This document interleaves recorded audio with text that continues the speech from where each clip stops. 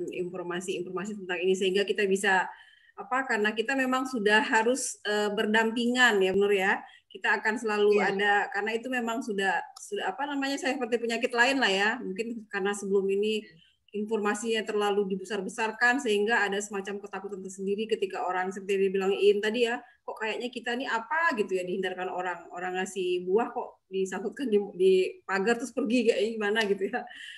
Mungkin ini kita minta kepada Kang Irfan selanjutnya mungkin bisa memandang lebih luas karena Kang Irfan ini sebagai di samping orang yang pernah berdampingan atau kena COVID dan juga beliau juga paham dengan konspirasi apalah itu ya. Kita persilakan kepada Kang Irfan. Kang Irfan udah online, sebenarnya Kang Irfan kayaknya ada acara jam 9 katanya, tapi mudah-mudahan masih bisa bergabung.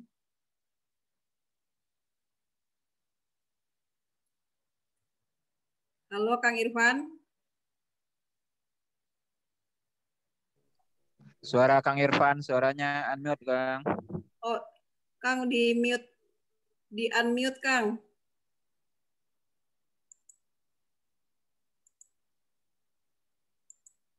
Oke, baik. Udah terdengar? Silakan Kang Irfan ya. Assalamualaikum warahmatullahi wabarakatuh. Waalaikumsalam warahmatullahi wabarakatuh. Dan kehadiran Allah Subhanahu wa taala yang berkat izin dan ridhonya kita bisa bersilaturahim, berbagi pesan dan informasi yang positif untuk maslahat untuk kita semua. Salawat dan salam kepada junjungan kita Kanjeng Nabi Muhammad Shallallahu Alaihi Wasallam.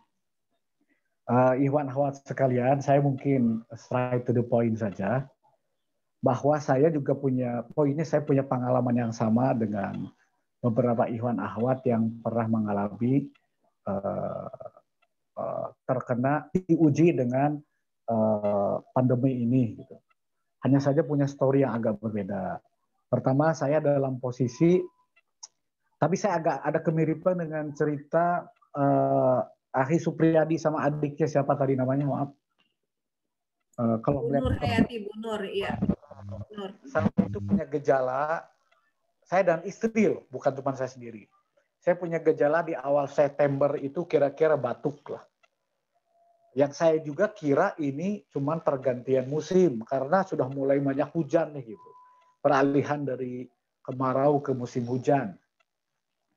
Saya mengalami batuk dan seminggu nggak sembuh-sembuh, padahal sudah 2 kali ke dokter. Sementara istri saya juga mulai demam. Begitu juga anak saya. Demam, beberapa hari juga tidak naik turun dan sudah ke dokter. Sampai kemudian setelah lewat 10 hari, saya ingat tuh hari Senin tanggal 21 ya. Ya betul, tanggal 15 September lah. Saya lapor ke kantor bahwa saya udah 2 kali ke dokter, tidak sembuh-sembuh. Kemudian kantor meminta saya untuk swab bersama istri. Ternyata hasilnya sama-sama positif. Nah, tapi kemudian karena dianggap kami berdua ini bukan kategori gejala berat, masuk kategori gejala ringan, kami direkomendasikan untuk melakukan isolasi mandiri di rumah. Nah, ini yang bikin shock sebetulnya. Nah, ini yang jadi pelajaran berharga ya. Tentang pentingnya yang namanya disebut psikosomatik. Karena ini menimpa beberapa teman lain sehingga memperlambat proses penyembuhan dan akhirnya malah dirawat. Ketika saya mendengar pertama kali dikabari bahwa saya positif, itu hari Rabu tanggal 17 kalau nggak salah September, saya jujur aja down itu, sampai tidak bisa tidur semalaman. Apa sebabnya? Ya bingung, saya berdua dengan istri, sama-sama positif, tinggal serumah, anak saya 5 kan, tapi 4 lagi ada di rumah. Karena 1 yang paling gede di Bandung. Bayangin tuh, bagaimana saya mengatur isolasi mandiri di rumah, dalam rumah bersama 4 orang anak. Saya dan istri positif. Itu jadi pikiran semalaman itu. Kedua, menghadapi sikap respon warga sekitar. Timbul kekhawatiran. Kenapa? Karena kan sebagian masyarakat kita belum tentu bisa menerima. Bisa jadi masyarakat kita parno, bahkan mengucilkan kita. Sampai ada pikiran negatif kita akan diusir. Tapi setelah semalaman, nah ini pentingnya dukungan masyarakat atau dukungan lingkungan ya. Tapi justru kekhawatiran saya itu tidak terbukti ketika saya lapor kepada RT. Justru malah RT, RW langsung koordinasi dengan Satgas COVID di Kabupaten Bogor dan warga sekitar. Malah warga sekitar rumah kompleks saya itu memberikan support untuk membantu kami melaksanakan isolasi mandiri. Sampai rumah saya dijagain satpam. Dan semua kebutuhan, sampai listrik, beras, makanan, semua disuplai oleh warga. Jadi warga itu meminta kami untuk ketat melakukan isolasi mandiri, tapi warga memberikan support. Kami tidak boleh keluar rumah, bahkan keluar pagar pun tidak boleh. Tapi semua disupport oleh warga. Itu kita menjalani selama 3 minggu. Dan karena kita satu rumah, akhirnya anak-anak kami juga harus di swab. Ternyata 2 anak kami positif. Anak nomor 3 dan nomor 4. Jadi dari 6 orang di rumah, 4 orang positif. Nah, kami harus menjalani itu selama 3 minggu. Nah, saya sempat konsultasi ke 2 orang dokter. Ini menurut saya berharga ya, berharga sekali. Satu, dokter spesialis paru di Rumah Sakit Omni Internasional di Pulau Mas. Itu yang direkomendasikan oleh kantor saya. Saya ngobrol panjang dengan dokter. Jadi sebetulnya dokter itu bilang begini. Jadi kalau orang dirawat di rumah sakit, kata dia, saya akan bertanya ke dokter, dok kenapa kami tidak dirawat? Dia bilang begini, kalaupun Bapak dirawat, apalagi Bapak tidak punya gejala ringan, Bapak paling dikasih vitamin dan dikasih obat terkait gejala Bapak. Bapak penyakitnya batuk, dikasih obat batuk dan dikasih vitamin. Terus apa bedanya dengan di rumah? Katanya. Bapak di rumah sakit bahkan malah bisa stres, menyendiri, nggak ada teman, nggak ada komunikasi. Di sana juga cuma dikasih vitamin. Loh, saya bilang emang ada obatnya? Karena memang belum ada obatnya. Jadi kalau ada pertanyaan yang bernada konspiratif, bahwa ini konspirasi, sebetulnya saya agak bingung ya. Kenapa? Karena sebetulnya COVID ini belum ada obat yang namanya pandemi, namanya penyakit baru ya belum ada obatnya. Karena itu menjadi pandemi. Kalau COVID sudah ada obatnya, mak itu dokter cerita, tidak akan jadi pandemi. Dokter tuh cerita ya. Justru dengan adanya ini, sekarang itu jadi ini dokter cerita gini. Jadi model orang seperti Bapak yang gejalanya ringan, cukup isolasi mandiri di rumah, istirahat yang cukup, makan yang bergizi, disertai dengan vitamin, itu akan membangun imunitas untuk melawan virus ini. Jadi sekarang ini satu-satunya yang bisa melawan virus itu adalah imunitas tubuh. Itu dokter bilang, karena belum ada obatnya.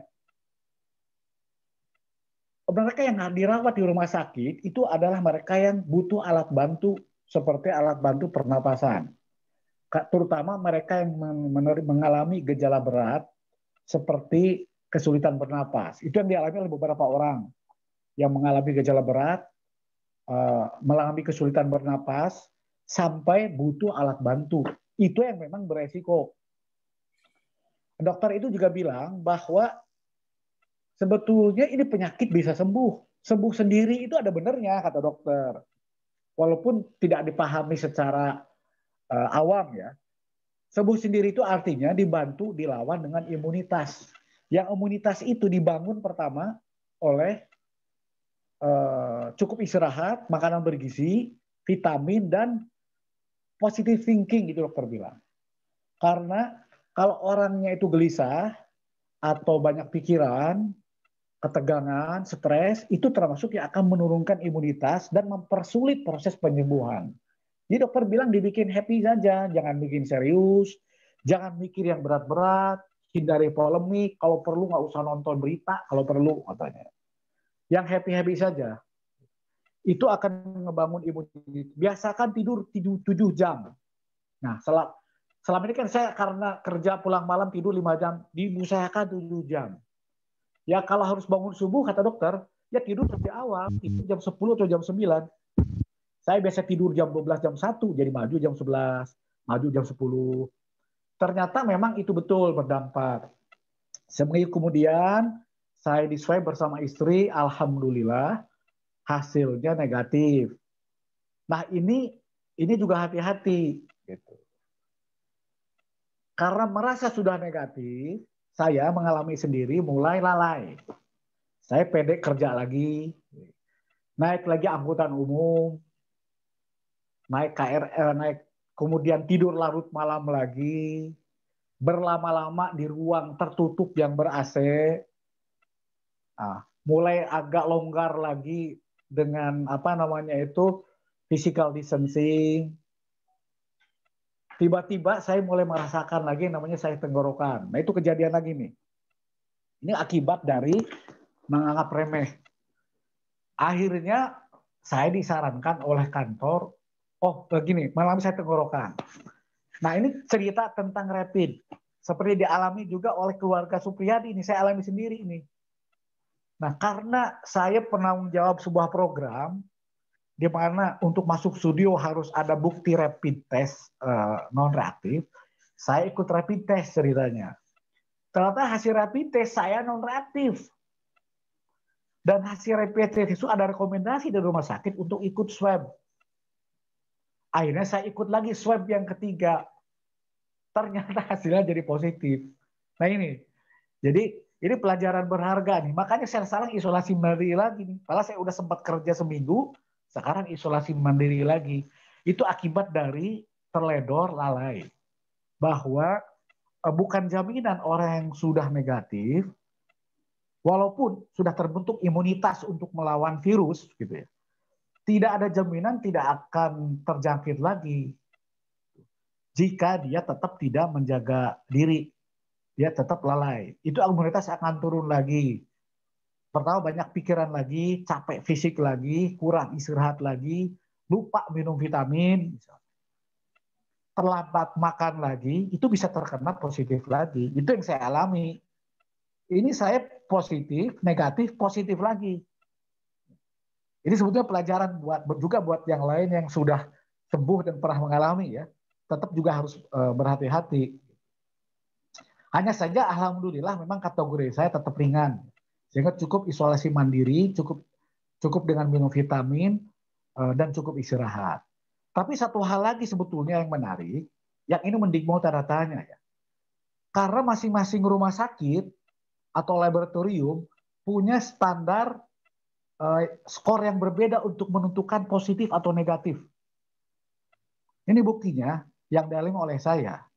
Saya positif lagi padahal kondisi badan saya sudah fit. Jadi ketika saya pertama kali swab, kriteria minimum untuk dikatakan negatif itu skornya 36. Itu saya ingat itu. Saya hasilnya itu 26. Itu menurut standar skor minimum 36 untuk bisa dikatakan negatif.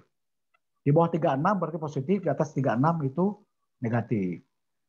Nah, swab yang kedua saya dinyatakan negatif. Itu artinya skor saya minimum 36 di rumah sakit yang sama. Tapi pada swab yang ketiga, ternyata oleh rumah sakit skornya itu dinaikkan jadi 40. Hasil swab saya 37. Akhirnya saya jadi positif lagi. Padahal kalau pakai skor yang minggu sebelumnya, saya seharusnya tetap negatif karena masih di atas 36. Tapi rumah sakit ternyata skornya dinaikin jadi 40. Itulah makanya kadang-kadang satu rumah sakit, satu lab berbeda, hasil dari seseorang itu bisa beda. Ada teman saya di kantor yang ikut swab di swab massal yang dibikin oleh Badan Intelijen Negara oleh BIN. Dia hasilnya positif. Tapi ketika dia di swab beberapa hari kemudian di rumah sakit Omni, hasilnya negatif. Ternyata BIN menerapkan standar 41 skor. Di bawah 41 itu positif, di atas 41 negatif. Nah, rumah sakit Omni bikin standar skor 38. Dia di poin 39, ya hasilnya negatif. Nah itu. Jadi ini juga confusing juga gitu ya, sehingga muncul kecurigaan ini mulai jadi ajang bisnis nih swab ini gitu. Kesannya jadi ajang bisnis. Akhirnya orang ketergantungan swab lagi. Nah, konsultasi saya ke dokter spesialis paru di Rumah Sakit Omni dan ke kepala puskesmas di Cibinong, mereka dua-duanya mengatakan begini, sebetulnya menurut standar WHO, swab itu cukup 1 kali. Karena menurut 2 orang dokter itu, ini menurut standar WHO, karena yang namanya virus corona itu, kalaupun dia sudah mati atau sudah jadi bangkai, bangkainya pun ketika didetek oleh PCR bisa terbaca jadi positif. Bisa jadi sebetulnya sudah sembuh penuh. Virus corona COVID-19 di tubuh saya sudah jadi bangkai. Tapi selama itu masih ada, nempel, oleh PCR akan kedetek terus. Karena itu orang yang baru sembuh dari COVID pun, kalau di rapid test akan berkali-kali reaktif terus. Itu seperti saya alami. Jadi sebenarnya tidak disarankan, ini dokter spesialis. Ya. Tidak disarankan untuk swab berulang-ulang. Cukup sekali, yang penting gejalanya sudah tidak ada. Saya bilang begini ke dokter, dok gimana kalau orang yang OTG? Ya gimana? Kata dia, ya kalau gitu berarti seluruh dunia semua orang harus di swab dong, kata dia. Poinnya mah adalah physical distancing, kata dokter. Jaga jarak dan perkuat imunitas. Itu yang bisa mencegah penyebaran COVID-19. Kenapa? Ya, karena belum ada obatnya. Vaksinnya pun belum jelas, obatnya juga belum ada. Jadi kata dia, yang disebut dengan normal baru itu seperti ini. Sampai dia bilang begini, seluruh manusia di muka bumi ini sudah terbentuk herd immunity. Sudah terbentuk kekebalan kolektif. Sekarang ini kan sedang proses manusia beradaptasi menghadapi virus ini untuk membentuk kekebalan kolektif. Sama seperti dulu ketika pertama kali ada influenza. Ini dia bilang begini, pertama kali ada influenza, setiap manusia yang kena influenza 2-3 hari mati. Sekarang orang kena flu, cukup minum air hangat atau beli Panadol, sembuh. Dulu pada awalnya enggak, orang kena influenza mati. Tapi selama-lama terbentuk yang namanya kekebalan kolektif. Nah, ini proses butuh waktu dan butuh pengorbanan. Bisa jadi banyak orang yang mati dulu. Jadi si dokter itu sebetulnya bilang begini, yang akan melawan COVID itu sebetulnya sampai nanti ketemu obatnya atau vaksinnya adalah kekebalan kolektif. Itu yang benar sebetulnya. Jadi memang harus banyak yang terpapar dulu, harus ada perlawanan dulu dari semua manusia melawan virus ini sampai semua kompak membentuk kekebalan. Seperti ketika dulu manusia menghadapi influenza. Jangan lupa manusia pernah mengalami yang namanya Black Death, wabah hitam. Yang dulu pernah membunuh 1/4 penduduk Eropa. Pernah menghadapi wabah pes yang membunuh hampir separuh penduduk Moskow. Manusia pernah mengalami wabah itu. Dulu di Timur Tengah pernah ada yang namanya Taun. Sampai ribuan orang kaum muslimin mati. Ada sahabat yang mati karena Taun. Nggak ada obatnya. Jadi sebetulnya sampai sekarang apakah Taun masih ada? Kalaupun ada mungkin sudah ada obatnya. Setelah berkali-kali menimpa manusia dan sudah berkali-kali manusia banyak yang menjadi korban, sampai akhirnya manusia ngebentuk kekebalan kolektif dan bisa menemukan obatnya. Seingat saya Taun itu masih terjadi pada masa Imam Ibn Hajar Asqalani, saya baca sejarah ya.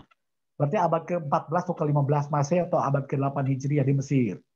Sampai Imam Ibn Hajar sendiri pun keluarganya yang jadi korban. Kalau salah 2 orang putri yang meninggal. Karena waktu itu orang panik, belum ada obatnya, orang rame-rame, orang punya sangkaan, mungkin gara-gara musim kemarau. Sampai orang-orang pada rame-rame sholat istisqa di lapangan di Kairo. Ini cerita kisah zaman Imam Ibn Hajar Asqalani. Apa yang terjadi? Korban tambah banyak. Terjadi penularan masif. Rupanya yaitu terjadi penularan. Karena apa? Ya orang panik gitu. Padahal ya memang karena waktu itu belum ada obat yang namanya taun dan belum ada kekebalan kolektif. Saya tidak tahu apakah setelah itu ada kejadian lagi taun. Seingat saya dalam catatan yang saya periksa tidak ada lagi peristiwa muncul semacam itu. Yang ada sekarang kan wabah itu influenza, COVID, SARS, terus sebelumnya ada PES ya dan lain-lain. Taun saya tidak menyimak lagi ceritanya. Tapi kira-kira butuh waktu beberapa abad kaum muslimin menghadapi yang namanya taun. Dan saya kalau bicara soal teori konspirasi, ya, mohon maaf ya, saya mungkin berbeda pendapat. Dari awal ketika muncul taun tidak ada tuh keterangan riwayat dari Nabi atau dari para sahabat yang menyebut ini konspirasi. Apakah menuduh orang Majusi, apakah menuduh orang Yahudi, nggak ada tuh. Saya nggak menemukan riwayat itu. Begitu juga Imam Ibnu Hajar Asqalani pun tidak menyebutkan itu. Mereka hanya menyebut kurang lebih begini, wabah itu azab buat orang kafir, ujian buat orang mukmin. Kira-kira itu saja. Kalau ada wabah di suatu tempat, ada di situ, jangan keluar, orang luar jangan masuk. Tidak ada saya menemukan keterangan ini konspirasi Yahudi, ini konspirasi Majusi gitu. Ketika wabah tahun itu terjadi pada masa Khalifah Umar bin Khattab, itu waktu itu kaum muslimin baru saja menaklukkan Persia. Kerajaan besar, peradaban besar yang ditaklukkan oleh orang Arab Badui. Tidak ada tuh mereka menuduh orang Majusi. Nggak ada. Oh ini kerja orang Majusi. Nggak ada. Jadi tidak ada waktu itu habit untuk mencari kambing hitam terhadap konspirasi. Mereka-reka itu tidak ada. Seingat saya ya. Seingat saya. Bukan barangkali saya keliru. Mereka hanya menyebut ya ini azab buat orang kafir, ujian buat orang mukmin. Hadapi saja wabah itu. Kata Nabi, kalau ada suatu wabah di tempat, kita jangan masuk. Kalau yang di dalam jangan keluar. Itu aja dihadapi. Nah, kurang lebih itu. Nah, karena itu sejak awal saya termasuk yang mengkritisi berbagai teori konspirasi, termasuk konspirasi. Ada yang bilang ini ada di protokolat Zionis. Saya kebetulan punya tuh protokolat Zionis. Saya buka satu-satu, tidak ada tuh di protokolat Zionis. Ada yang menyebut ini konspirasi Cina, RRC, gitu. Terus ada yang bilang ini konspirasi Yahudi, Amerika. Nah di Amerika sendiri korbannya yang paling banyak. Kalau saya lacak jejak informasi siapa yang terpengaruh oleh teori konspirasi ini dan siapa yang menyebarkan isu tentang konspirasi ini, saya kalau melihat justru malah di kalangan negara-negara barat sendiri. Di Amerika, teori konspirasi terkait COVID ini termasuk menjadi polemik. Teori konspirasi ini diyakini oleh kelompok Kristen konservatif, kelompok evangelis, pendukung Partai Republik, dan pendukung Donald Trump. Jadi kalau kita lihat Pilpres di Amerika, isu teori konspirasi COVID-19 ini rame. Donald Trump termasuk yang menganggap ini konspirasi Cina. Kalau di kelompok Kristen konservatif dan kaum evangelis menganggap ini konspirasi. Bahkan mereka berkampanye anti masker. Jadi kalau teman-teman melihat di sosmed ada video dokter-dokter di Amerika menolak masker. Itu kelompok dokter dari kelompok Kristen konservatif, kelompok evangelis pendukung Donald Trump. Ini menjadi isu betul tuh di Amerika. Donald Trump kan pernah kampanye sambil melempar masker. Jadi kecenderungan mereka yang percaya wabah ini hasil konspirasi, memang mohon maaf, ini tipe-tipe golongan manusia semacam ini, mohon maaf. Kalau di negara-negara barat, itu tipe-tipe golongan Donald Trump, kelompok Kristen konservatif, kelompok evangelis, yang mereka itu memahami teks kitab suci secara parsial, dan mereka adalah pendukung Israel. Jadi kalau ada orang kita menganggap ini konspirasi Yahudi, ini protokolat Zionis, padahal justru mereka yang percaya teori konspirasi ini dari kelompok itu. Ini yang ketiga, kita juga tidak tahu ilmunya. Kalau betul itu konspirasi siapa kita juga nggak tahu. Ada yang bilang konspirasi Cina, ada yang bilang ini Bill Gates, ada yang bilang ini Zionis. Semua juga absurd sebetulnya. Teori konspirasi menurut saya malah bikin orang confused dan menyulitkan yang punya otoritas untuk menyatukan sikap masyarakat menghadapi COVID. Padahal petunjuk dari Nabi mah jelas sebetulnya. Apa petunjuk Nabi? Ya social distancing.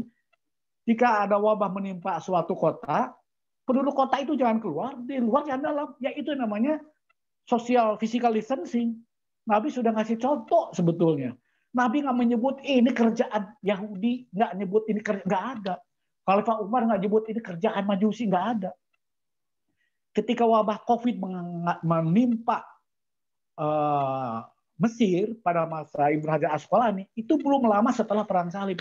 Nggak ada tuh para ulama saat itu menuduh, oh ini kerjaan orang-orang salibis. Nggak ada cerita itu.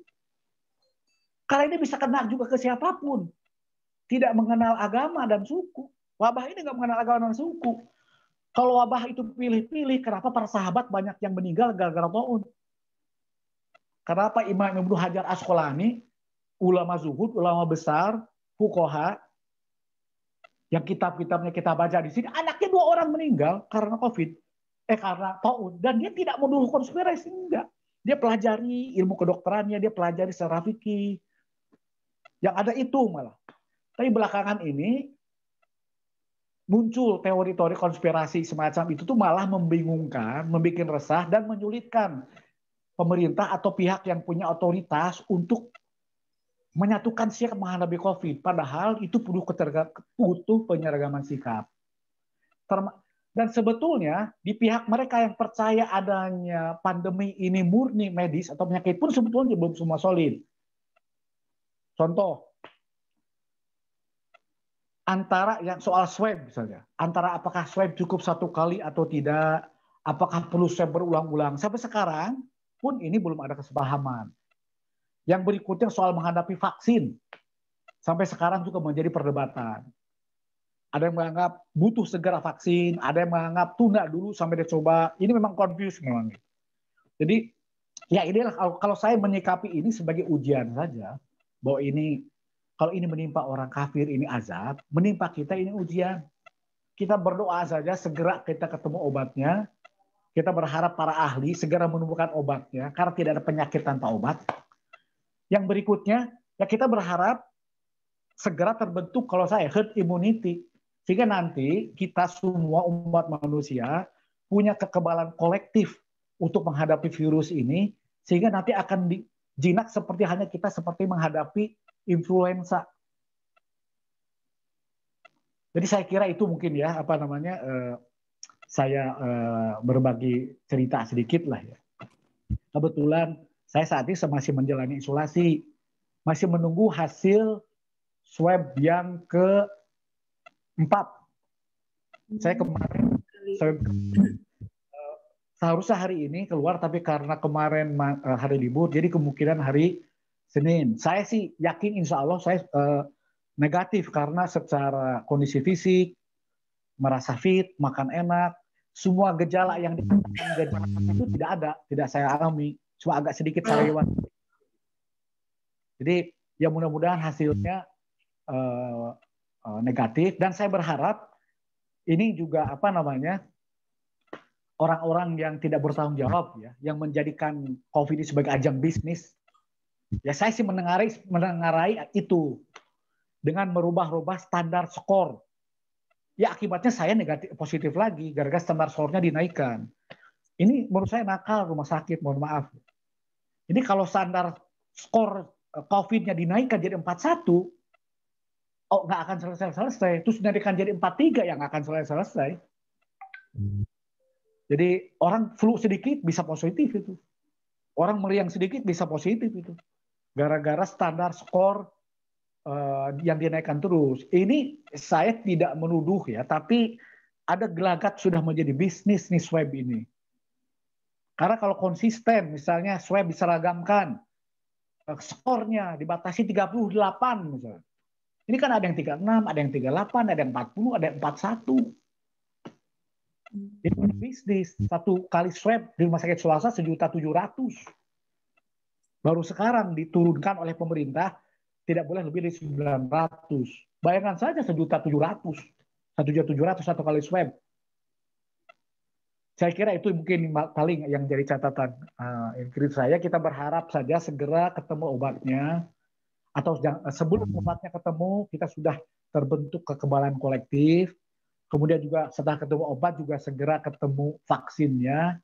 Kita anggap ini penyakit biasa yang memang pasti ada obatnya, dan memang setiap masa kita umat manusia diuji oleh munculnya penyakit-penyakit semacam ini. Dan sebetulnya kalau kita berkaca kepada sejarah, COVID-19 itu sebetulnya tidak ada apa-apanya dibanding dengan taun yang menewaskan ribuan orang para sahabat Nabi pada waktu itu. Ribuan orang, bukan cuma puluhan. Kemudian termasuk keluarga para ulama, para tabi'in, banyak yang terkena taun. Dan baru selesai taun itu setelah 4 atau 5 abad kemudian. Itu baru benar-benar hilang. Kita umat manusia pernah diuji oleh Black Death yang membunuh hampir sepertiga atau seperempat penduduk Eropa. Bahkan hampir separuh penduduk Italia. Itu abad ke-15. Itu lebih mengerikan, orang mayat berkeletakan di jalanan gitu, membusuk di jalanan. Sebelumnya hampir tidak apa-apa. Moskow itu pernah sepertiganya mati gara-gara pes. Sampai mayat itu dimakan anjing di jalanan. Jadi sebetulnya ini ujian, kalau kita berkaca pada sejarah, tidak ada apa-apanya sebetulnya.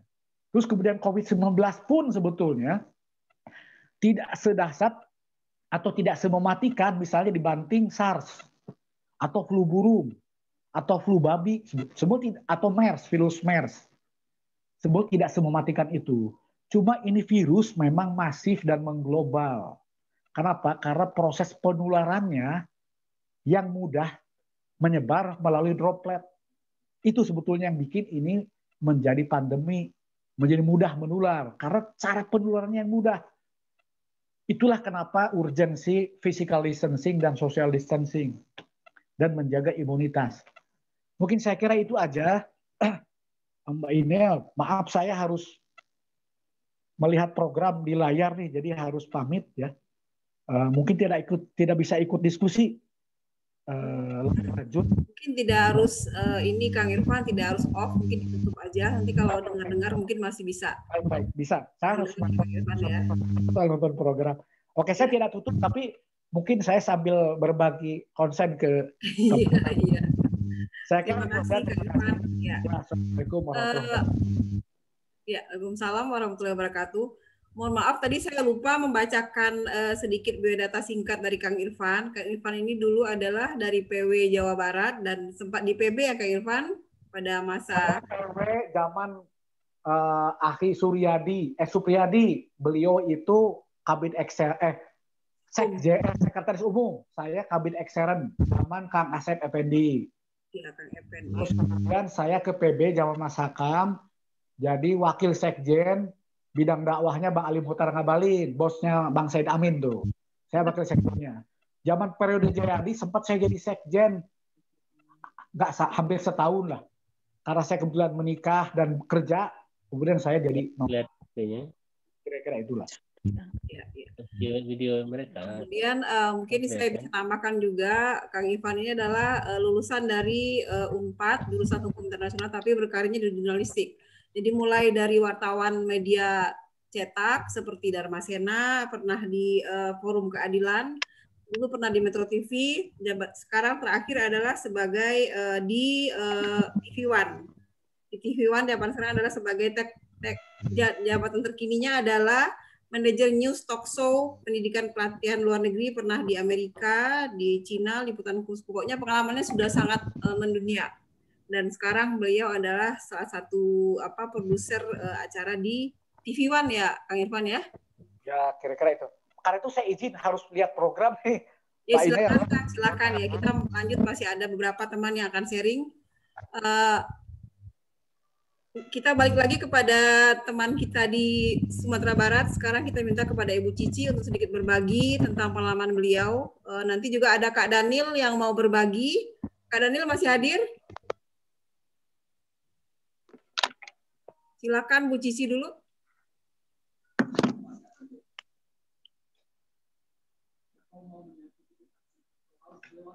Halo? Ninel, boleh dulu sambil menunggu nih Cici. Iya, Dek. Banyak yang berpengalaman. Nah, ini Cici udah ada. Kalau belum ada, sambil mengisi. Ya, Cici atau Kak Daniel masih ada? Tadi Kak Daniel minta bicara sebentar sebagai orang yang juga pernah terpapar. Oh iya. Silakan Kak Daniel. Cici kayaknya belum online ini ya. Ada Nel, nggak kedengaran suara Cici Nel? Oh enggak ya, baru kedengaran ya. Silakan. Dan Cici. Ya. Assalamualaikum warahmatullahi wabarakatuh. Mohon maaf pakai masker. Karena mungkin kata